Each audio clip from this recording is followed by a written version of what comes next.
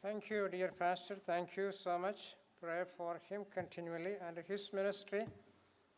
Odisha is one of the states in the northern part of India full of persecutions, at least one or two persecutions every month. Church buildings are destroyed every month. Believers are persecuted. Even the Graham Stein and his children were martyred in that place. So pray for that state and pray for Pastor Dinesh Kumar and his ministry. Our time is up, just a few minutes. Look on Psalm 119, what we have started on last Wednesday evening, just to make an introduction and just to see a few more things.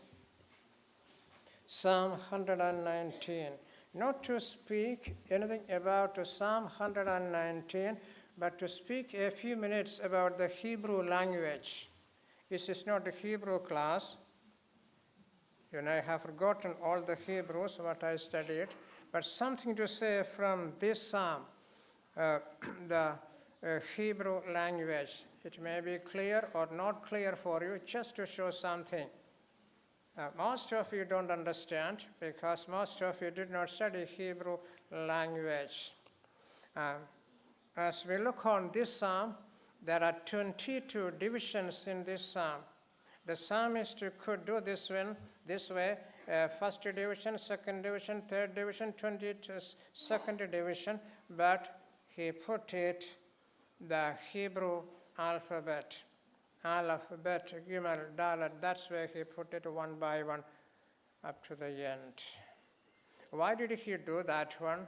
Some of the Bible scholars suggested that it has an important value for that, even Hebrew language. Let's see a few minutes. What is the importance of Hebrew language? Is it better than all our languages?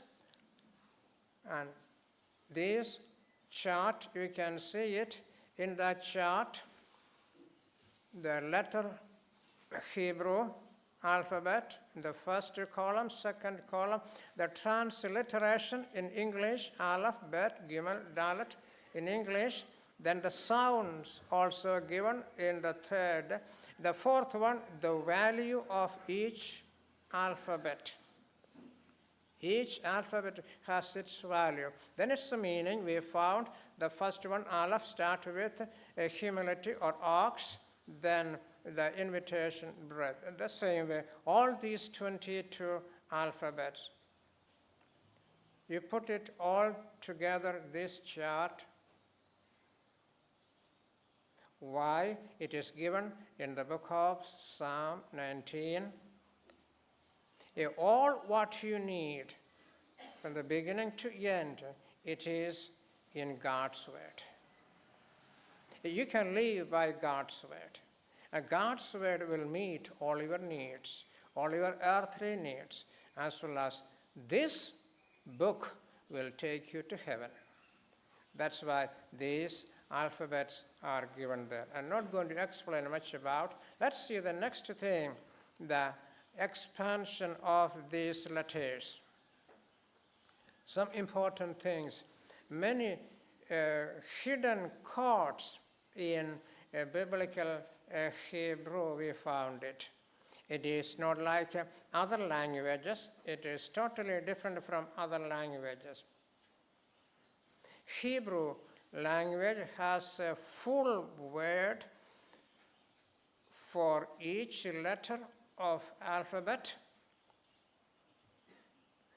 to refer to as the Hebrew expansion chords, because you can write out a Hebrew word or a sentence and then expand each letter by replacing it within its name. It's a great language, even the alphabet. It has many hidden chords. Even the Hebrew scholars did not find it out. All those things still they are making many research work about those things. Some examples we found from the Bible. Here is a coded message coming out of an ancient pictographic meaning from the very first word of the Hebrew Torah. What I'm saying, you don't understand, don't worry. Then you may say, why to say? Just to have an outline, an idea about Psalm 119. From the book, what is that Hebrew word? Bereshit, which is in English Genesis. The word Bereshit written, see that Hebrew word Bet, Resh, Aleph, Shine, Yod, and Tav, and reading right to left. It looks like this Hebrew, and the Hebrew word also is given there. And translated, what is that? The literal translation, in the beginning. That is the word Bereshit we found. This is the language, reading and writing from where? Right to left. There is a sister language, Aramaic, that is also the same way as reading and writing from right to left. All other languages, reading and writing from left to right. There is a peculiarity for that. As we look, in the end, we will do it. Just a few more minutes, we will finish it soon. The meanings have given there. Bet means tent or house. Resh means man or head. Bet Resh means together. It speaks about the word bar meaning son of. Then Aleph, we found ox head, and you can read it those things, my children. And going forward, very soon, some of these things to say that.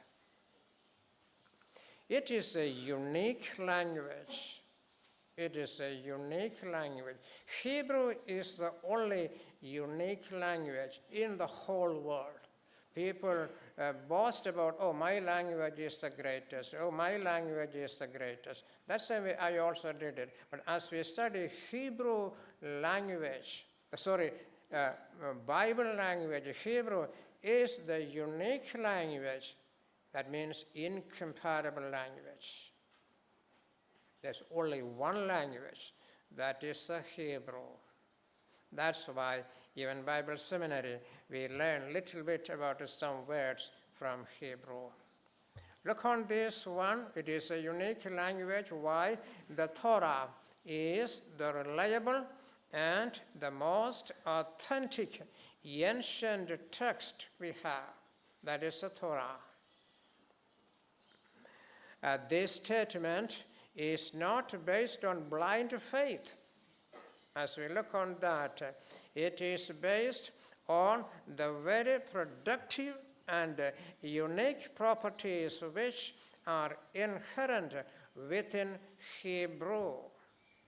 Properties which are not present in any other language. Although some areas in Greek does and share some of the qualities in the New Testament, but Hebrew is totally different. It's totally, completely different language. Let's see something more about this Hebrew language.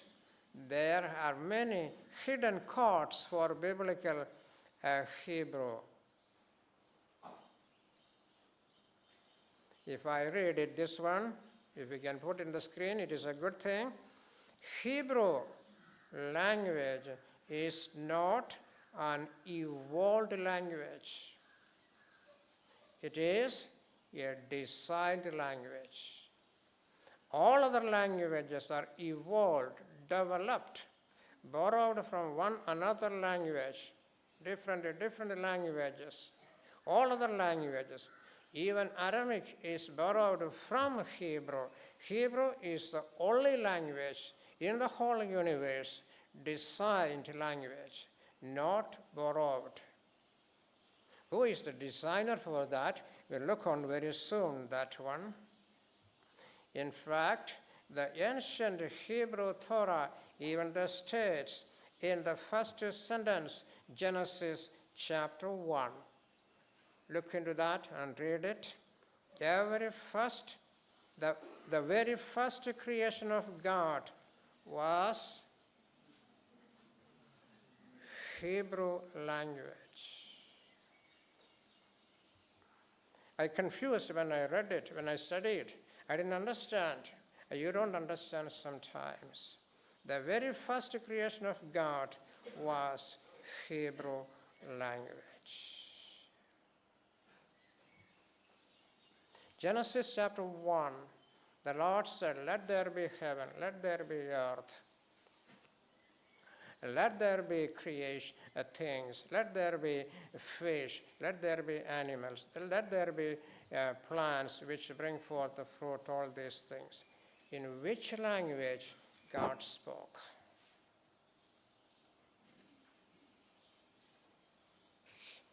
Heavenly language? Heavenly, if there is a heavenly language, we can speak and understand only when we reach into heaven. God was not creating some things in heaven. He was creating things on the earth, as we look on that. Probably God was using the language Hebrew. It came from God. In which language God spoke to Adam? Bible doesn't say. It was Hebrew language.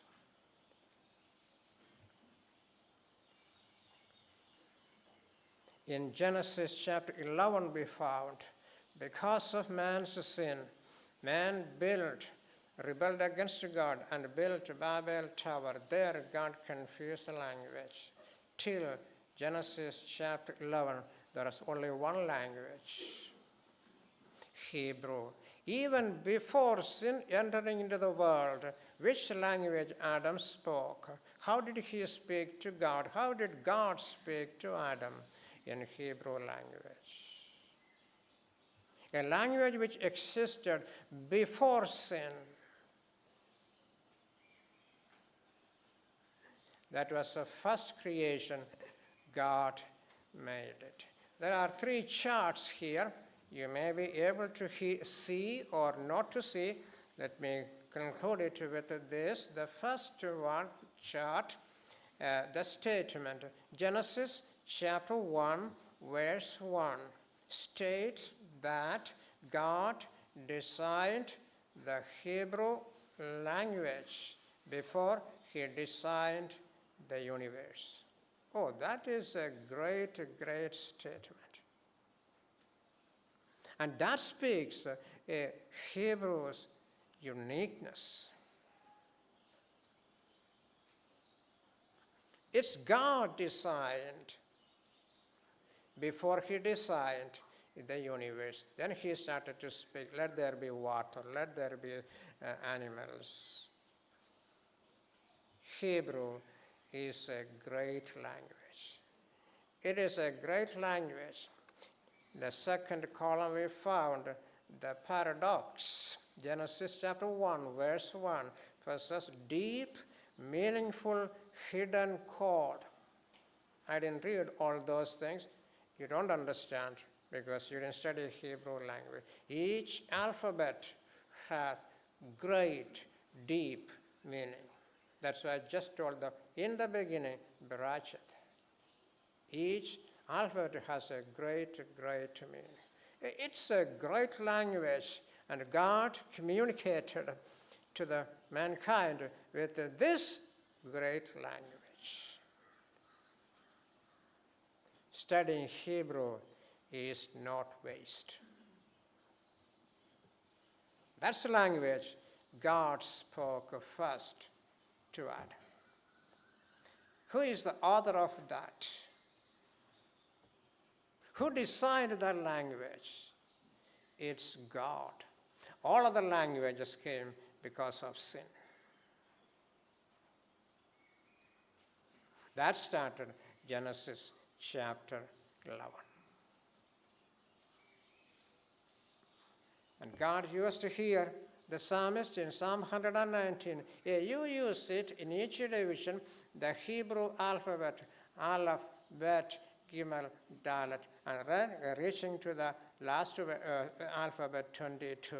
For our earthly sustenance, this book is sufficient. For all our needs, for in all our difficulties, the whole world's redemption, this book is sufficient for everything. That's why God used the psalmist to put on Hebrew alphabet in Psalm 119. Finally, this book is sufficient to take us to heaven. What a great book is this! There is no other book like the Bible in the world. Started by God, using God's language. He designed that language. Let's trust on God. Our God is a great God. Hebrew is an amazing language. May God bless us by this verse. Let's go for prayer. We will stay here.